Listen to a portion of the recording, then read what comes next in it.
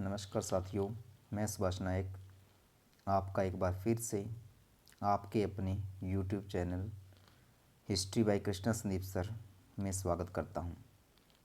भारतीय संविधान के अति महत्वपूर्ण प्रश्न के तीसरे भाग में आज 30 प्रश्न मैं आपके लिए लेकर आया हूं। उम्मीद है ये भी आपके लिए बहुत ही महत्वपूर्ण होंगे। पहला प्रश्न है, भारत के प्रधानमंत्री का पद ऑप्शन ए संविधान द्वारा गठित है, बी परंपराओं पर आधारित है, सी संसद द्वारा पारित साधारण विधेयक द्वारा गठित है, डी उपरोक्त सभी असत्य है। तो इस प्रश्न का सही उत्तर है ऑप्शन ए संविधान द्वारा गठित है। संविधान में ये व्यवस्था की गई है कि प्रधानमंत्री जो है मंत्रिपरिषद का मुख्य होगा, राष्ट्रपति का मुख्य सलाहकार होगा। तो प्रधानमंत्री का जो पद है वो संविधान द्वारा गठित है। नेक्स्ट प्रश्न है, राजस्थान में कुल कितनी ग्राम पंचायतें हैं? Option A 9,891, B 9,000, C 237, D 1,008। तो इसका सही उत्तर है ए 9,891। वर्तमान में राजस्थान में कुल 9,891 ग्राम पंचायतें हैं, जबकि पंचायत समितियां 295 हैं। नेक्स्ट प्रश्न, कौन सा संविधान संशोधन पंचायती राज व्यवस्था से संबंधित है? ए 52वां, बी 62वां, सी 72वां, डी 73वां। तो इस प्रश्न का सही उत्तर है 73वां संविधान संशोधन। 73वां संविधान संशोधन 22 दिसंबर 1992 को पारित हुआ। राज्यसभा में यह 23 दिसंबर 1992 को पारित हुआ, जबकि 24 अप्रैल 1993 से ये लागू हो गया था। नेक्स्ट प्रश्न है, निम्न में कौन सा युग्म सही सुमेलित नहीं है? महात्मा गांधी असहयोग आंदोलन, विनोबा भावे भूदान, एम.एन. रॉय दल विहीन प्रजातंत्र, जे.एल. नेहरू प्रजातांत्रिक समाजवाद। चार ये जो युग्म है इनमें से कौन सा है जो सही नहीं है? तो इस प्रश्न का सही उत्तर है सी एम.एन. रॉय दल विहीन प्रजातंत्र। ये जो युग्म है ये सही नहीं है। क्यों? क्योंकि दल विहीन प्रजातंत्र ये जयप्रकाश नारायण का विचार था। एम.एन. रॉय नवीन मानवतावाद के विचारक थे। नेक्स्ट प्रश्न है, हंटर आयोग की नियुक्ति निम्न में से किसके शासनकाल में हुई थी? A Lord Ripon, B Lord Hastings, C Lord Dufferin, D इनमें से कोई नहीं। तो हंटर आयोग की स्थापना लॉर्ड रिपन के टाइम में हुई थी। नेक्स्ट प्रश्न है, मुख्य सचिव का मुख्य कार्य होता है? ए मंत्रिमंडल के निर्णयों को प्रशासनिक इकाइयों तक पहुंचाना, बी राज्य प्रशासन में मुख्यमंत्री को परामर्श देना व समय द्वारा प्रशासन तंत्र को नेतृत्व प्रदान करना, सी राज्य की शासकीय नीतियों के निरूपण में सहायता करना, डी उपयुक्त सभी। तो इस प्रश्न का सही उत्तर है डी उपयुक्त सभी। नेक्स्ट प्रश्न है हमारा, ग्राम पंचायत को निम्न में से किसके द्वारा भंग किया जा सकता है? ए जिला प्रमुख द्वारा, बी मुख्यमंत्री द्वारा, सी प्रधान द्वारा, डी जिला कलेक्टर द्वारा। तो इसका सही उत्तर है डी जिला कलेक्टर के द्वारा। जिला कलेक्टर को ये अधिकार है कि वो कभी भी ग्राम पंचायत का निरीक्षण कर सकता है और उसको भंग कर सकता है। नेक्स्ट प्रश्न है, राज्य की जैव संकल्पना निम्न में से किस एक से संबंधित है?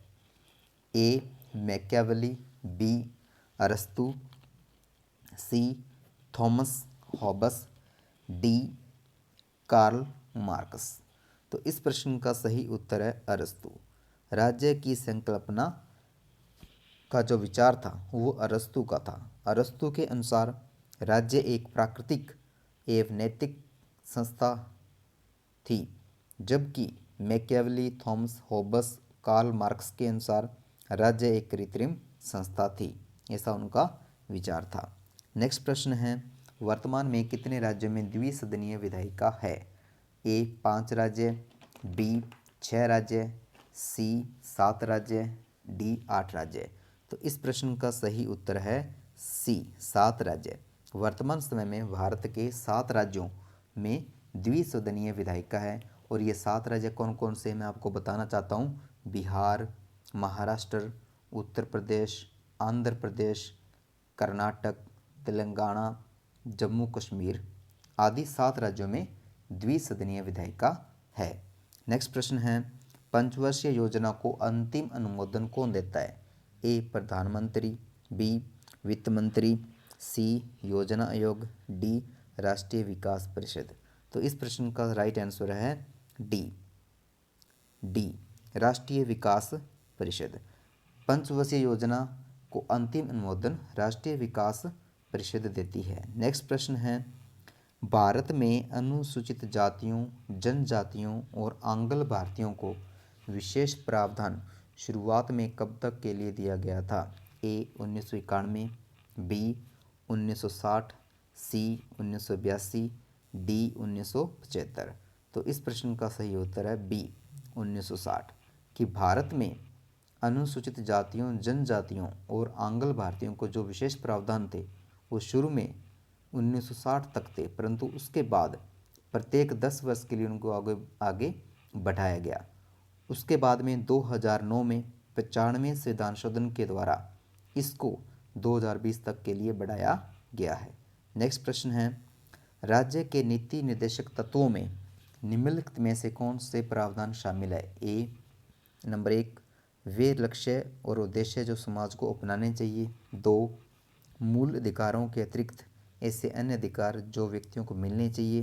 नंबर 3, वे नीतियां जिन्हें सरकार को अपनाना चाहिए। नीचे दिए कूट का प्रयोग कर सही उत्तर चुनिए, यानी इन तीनों में से कौन कौन से प्रावधान है जो नीति निर्देशक तत्वों में शामिल है। ऑप्शन ए केवल 1 और 3, ऑप्शन बी केवल 1 और 2, ऑप्शन 3 केवल 2 और 3, ऑप्शन डी 1, 2 और 3। तो इस प्रश्न का सही उत्तर है डी 1, 2 और 3, यानी तीनों ही प्रावधान राज्य के नीति निर्देशक तत्वों में शामिल है। नेक्स्ट प्रश्न है हमारा, भारत सरकार अधिनियम 1935 के अंतर्गत केंद्र में ऊपरी सदन के कितने सदस्य सांप्रदायिक आधार पर चुने जाने थे। तो इस प्रश्न का सही उत्तर है बी 150 सदस्य। नेक्स्ट प्रश्न हमारा, स्वातंत्र्यवाद किसका घोतक है। ए स्वतः उदारीकरण का, बी प्रवृत्ति व बर्ताव का, सी सामाजिक राजनीतिक तथा आर्थिक पहलुओं की स्वतंत्रता का, डी धार्मिक रूढ़िवादिता। तो इस प्रश्न का सही आंसर है सी धार्मिक, सामाजिक, राजनीतिक, आर्थिक पहलुओं की स्वतंत्रता का। नेक्स्ट प्रश्न, संविधान के अनुच्छेद 1 में भारत को क्या कहा गया है। ऑप्शन ए परिसंघ, बी परिसंघ प्रबल एकात्मक आधार के साथ, सी महासंघ, डी राज्यों का संघ। तो इसका सही आंसर है डी राज्यों का संघ। नेक्स्ट है, भारतीय संविधान की रचना के समय संविधान सभा का संवैधानिक सलाहकार कौन था। ए जवाहरलाल नेहरू, बी डॉक्टर राजेंद्र प्रसाद, सी BN राव और डी डॉक्टर BR अम्बेडकर। तो इस प्रश्न का सही उत्तर है सी BN राव। भारतीय संविधान की रचना के समय संविधान सभा का संवैधानिक सलाहकार कौन थे। BN राव।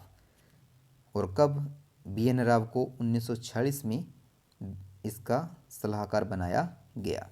नेक्स्ट है, हमारे संविधान में न्यायिक समीक्षा की धारणा किस देश के संविधान से ली गई है। ए इंग्लैंड से, बी USA से, सी कनाडा से, डी ऑस्ट्रेलिया से। तो इस प्रश्न का राइट आंसर है बी USA, यानी अमेरिका से जो न्यायिक समीक्षा की धारणा है वो हमारे संविधान में ली गई है। नेक्स्ट प्रश्न है हमारा, निम्नलिखित में से किस याचिका रिट के अधीन किसी कर्मचारी को ऐसी कार्रवाई करने से रोका जा सकता है जिसके लिए वह सरकारी तौर पर हकदार नहीं। ए परमादेश रिट, बी अधिकार परीक्षा रिट, सी उत्प्रेषण रिट, डी प्रत्यक्षीकरण रिट। तो इस प्रश्न का सही उत्तर है बी अधिकार परीक्षा रिट। इसके द्वारा कोई भी अधिकारी को उसके एलीगल कार्यवाही करने से रोका जा सकता है कोर्ट के अधिकार से। नेक्स्ट प्रश्न है, भारतीय संविधान के किस अनुच्छेद को डॉक्टर बी आर अम्बेडकर ने भारतीय संविधान का हृदय और आत्मा कहा है? ए अनुच्छेद 356, बी अनुच्छेद 32, सी अनुच्छेद 14 और डी अनुच्छेद 19।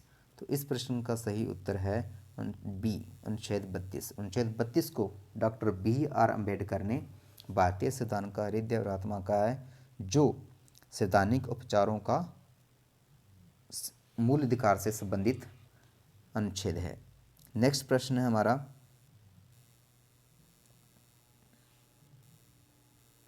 मौलिक अधिकार निलंबित किए जा सकते हैं? ए राज्यपाल द्वारा, बी राष्ट्रपति द्वारा, सी विधि मंत्री द्वारा, डी प्रधानमंत्री द्वारा। तो इस प्रश्न का राइट आंसर है बी राष्ट्रपति के द्वारा। नेक्स्ट है, कतिपय मौलिक अधिकार नहीं दिए जाते? दिवालिया व्यक्तियों को, विदेशियों को, असाध्य रोगों से ग्रस्त व्यक्तियों को, डी राजनीतिक पीढ़ियों को। तो इस प्रश्न का सही उत्तर है बी विदेशियों को। कुछ मौलिक अधिकार ऐसे हैं जो सिर्फ भारत के नागरिकों को ही प्राप्त हैं। नेक्स्ट प्रश्न है, हमारे संविधान में निर्देशक सिद्धांत कानूनी न्यायालयों द्वारा परिवर्तनीय हैं, अर्धपरिवर्तनीय हैं, सी आंशिक रूप से अपरिवर्तनीय है, डी कानूनी अदालतों द्वारा अपरिवर्तनीय है। तो इस प्रश्न का सही उत्तर है डी कानूनी अदालतों द्वारा अपरिवर्तनीय है। नेक्स्ट प्रश्न है, राष्ट्रपति द्वारा संसद के दोनों सदनों के लिए कुल कितने सदस्यों को नामित किया जा सकता है? ए 16, बी 10, सी 12, डी 14। तो इस प्रश्न का सही उत्तर है सी 12। राष्ट्रपति द्वारा राज्यसभा के 10 तथा लोकसभा के लिए 2 सदस्यों को नामित किया जा सकता है। नेक्स्ट प्रश्न है, केंद्र सरकार द्वारा किसकी सिफारिशों के आधार पर भारत की समेकित निधि से राज्यों को सहायता अनुदान देती है? ऑप्शन ए योजना आयोग, बी संघीय वित्तीय आयोग, सी वित्त आयोग, डी राष्ट्रीय विकास परिषद। तो इस प्रश्न का राइट आंसर है वित्त आयोग। अनुच्छेद 280 के तहत वित्त आयोग को ये प्रावधान है। नेक्स्ट प्रश्न है हमारा, राष्ट्रीय संविधान के किस अनुच्छेद राष्ट्रपति संविधान के किस अनुच्छेद के अंतर्गत राष्ट्रीय आपात स्थिति घोषित कर सकता है? अनुच्छेद 352, अनुच्छेद 356, अनुच्छेद 360, अनुच्छेद 361। तो इस प्रश्न का सही उत्तर है ए 352। अनुच्छेद 352 के तहत यदि राज्य में कोई बाहरी आक्रमण होता है या कोई सशस्त्र आक्रमण हो जाता है या आंतरिक अशांति हो जाती है, तो राष्ट्रपति इस अनुच्छेद का प्रयोग करके राष्ट्र में राष्ट्रीय आपात की घोषणा कर सकता है। और ऐसा 44वें संविधान के संशोधन के अनुसार ऐसा प्रावधान किया गया है। अब तक भारत में 3 बार राष्ट्रीय आपात की घोषणा हो चुकी है। सबसे पहले 1962 में भारत चीन युद्ध के समय, उसके बाद 1971 में भारत पाक युद्ध के समय और उसके बाद फिर 1975 में आंतरिक अशांति के कारण राष्ट्रपति के द्वारा राष्ट्रीय आपात की घोषणा की गई। नेक्स्ट प्रश्न है, संसद के दोनों सदनों के बीच गतिरोध की स्थिति में संयुक्त अधिवेशन की अध्यक्षता कौन करता है? ए लोकसभा के वरिष्ठतम सदस्य, बी राष्ट्रपति, सी लोकसभा अध्यक्ष, डी उपराष्ट्रपति। तो इस प्रश्न का सही उत्तर है लोकसभा अध्यक्ष। नेक्स्ट प्रश्न है हमारा, भारत के राष्ट्रपति पर महाभियोग चलाया जा सकता है? ऑप्शन ए विशिष्ट रूप से गठित अधिकरण द्वारा,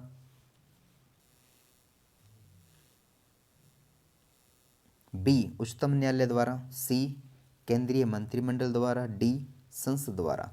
तो इस प्रश्न का सही उत्तर है संसद के द्वारा। भारत के राष्ट्रपति पर महाभियोग संसद के द्वारा चलाया जा सकता है। नेक्स्ट प्रश्न है, भारतीय संसद में लोक सेवा समिति का अध्यक्ष होता है?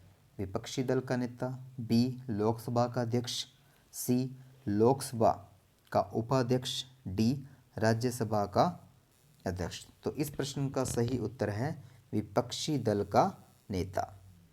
विपक्षी दल का नेता होता है वो भारतीय संसद में लोक सेवा समिति का अध्यक्ष होता है। इसके कुल सदस्यों की संख्या कितनी होती है? 22। यानी कुल इसमें 22 सदस्य होते हैं, उसमें से 15